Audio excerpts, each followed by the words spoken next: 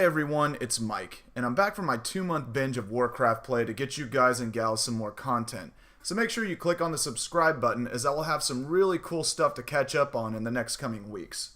So I had a few requests to create a list of characters that are in the show but not in the book that are/were really important to the plot. I could actually spend an entire segment breaking down some of these individually, and actually I may do that for one or two. So, spoilers ahead, now's your chance. Alright, let's go ahead and jump right into it. We'll start off in the Riverlands, Highheart specifically, where we encounter the ghost of Highheart. While she physically does not manifest as a ghost, she is considered a prophetic woods witch, much like Maggie the Frog, sought out by the Brotherhood without banners to tell them the whereabouts of Beric Dondarrion. Now at this time in both book and show, Arya is actually a captive of theirs along with Gendry and the Hound. She then predicts the deaths of Renly and Balon. That's the Woods Witch, by the way, not Arya, obviously. The Greyjoy deaths wording indicates that he will be killed by a Faceless Man, which you can catch my video on the Faceless Men in the top right-hand corner by clicking on that as well. When she encounters Arya, she issues yet another prophetic line. I see you, wolf child, blood child. I thought it was the Lord who smelled of death. You are cruel to come to my hill, cruel. I gorged on the grief at Summerhall. I need none of yours. Begone from here, dark heart. Begone. An obvious nod to Arya becoming a Faceless Man. She is also said to be the Woods Witch that Jenny of Oldstones, who married into the Targaryen family, brought to court that prophesied the prince who was promised to be born to the Mad King Aerys line. Most people believe this to be Daenerys or Jon. Next up, we have young Griff, who actually claims to be Aegon, the surviving son of Rhaegar Targaryen. Aegon was said to have been smashed up against the wall by Gregor Clegane, but in the book, he is supported by Varys and Illyrio as rightful heir to the Seven Kingdoms. He's also a highly educated individual that has been tutored in all facets of academia, sort of like Alexander the Great being tutored by Aristotle and other great scholars for some grand succession. Now, there are several theories as to who he might be. The most likely is that he's a Blackfyre bastard, but he's definitely a polarizing figure in the book that I wish really made it to the show.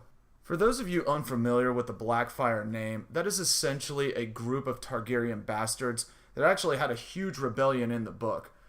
Currently, young Griff is backed by the Golden Company, which is an army of sellswords with Blackfyre ties, and they are led by the former Hand of the King Jon Connington, staging up an assault on Storm's End, the former home of the man that usurped his alleged grandfather Aerys, and also slew his alleged father Rhaegar. Moving on to my personal favorite pick for characters left off is Reek. Now you're probably thinking that our genitalist friend Theon was turned into Reek. Well, there was a Reek Part 1 and Part 2 in the book that predates Theon's transformation. Reek 1 is actually sent by Roose Bolton to help mentor his already troubled bastard Ramsay Snow as a cruel joke to Ramsay's mother. If you remember the story, Roose Bolton actually rapes Ramsay's mother underneath the hanging corpse of her husband. And in the book, during Robb Stark's rebellion, Ramsay rapes Lady Hornwood and locks her in a tower, forcing her to feed on her own fingers before she actually starves to death. Yeah, Ramsay in the books is about 20 times worse than Ramsay in the show, believe it or not. Well, Robb Stark finds out about this and sends a group of men to hunt him down and bring him to justice. Ramsay flees, leaving Reek 1 behind, and Ramsay is actually hunted down and killed. Or so we're led to believe. Reek is then imprisoned in Winterfell until Theon and his Ironborn, after they take Winterfell, releases him to help him out. As you've already figured out, Ramsay completely threw Reek 1 under the bus, had him killed, and was disguised as Reek 2. Way to go, Theon. Alright, so circling back to the Riverlands, we find the reanimated corpse of Catelyn Stark in the form of Lady Stoneheart. Now, since this character has been overanalyzed, and even most show watchers know who she is without even reading the book, I won't spend too much time on her. Nevertheless, this ice-cold woman is running around the Riverlands with a Brotherhood without banners, slaying anyone and everyone she feels is associated with the phrase or the Red Wedding.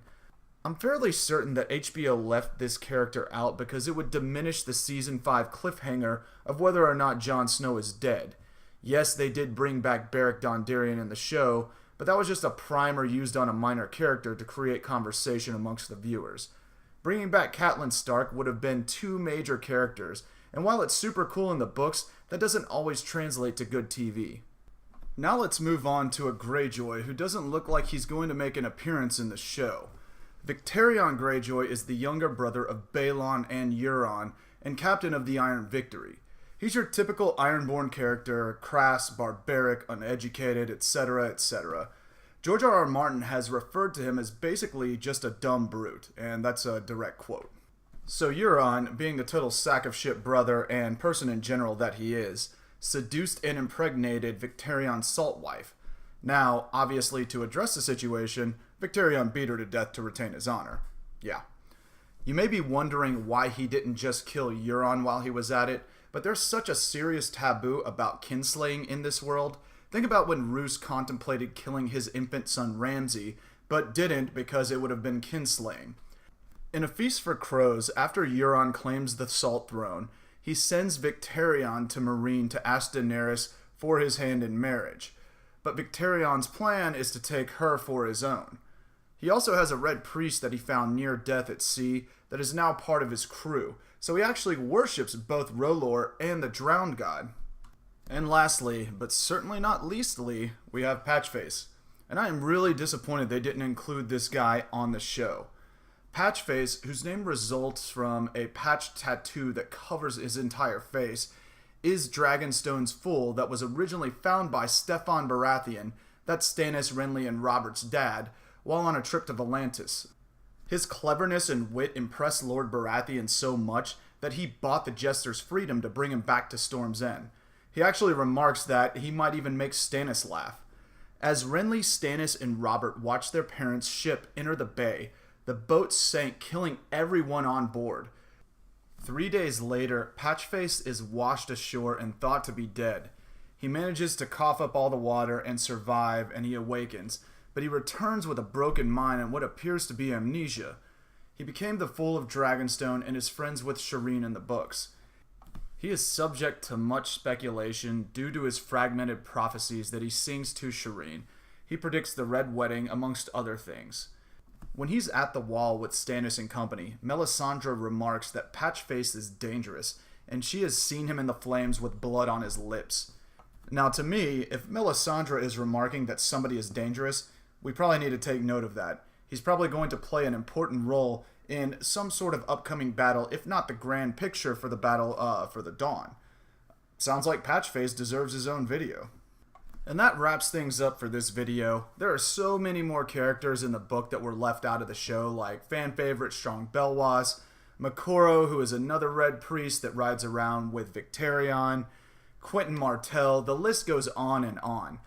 And I definitely want to hear back from you book readers in the comments on characters that were left out of the show that are in the books. Now, these don't necessarily have to be super important characters. It could just be one that you found amusing or just somebody that you liked in general. I promise I will not be going on another hiatus like the last one. Warcraft is a powerful drug that must be used in moderation. That's all I can say. Also, I've addressed the previous audio issues as well that I was experiencing just by upgrading hardware and software, and subsequently have released the Faceless Man video to fix those sharp S sounds you may have noticed. This actually just started out as kind of a cool, fun hobby for me that is still a cool, fun hobby, but has followers now and viewers, and I just want to make sure I produce the best quality for you guys. I hope you enjoyed this video. I'll have some more in the coming days/weeks, so stay tuned. Thanks for joining, and take care.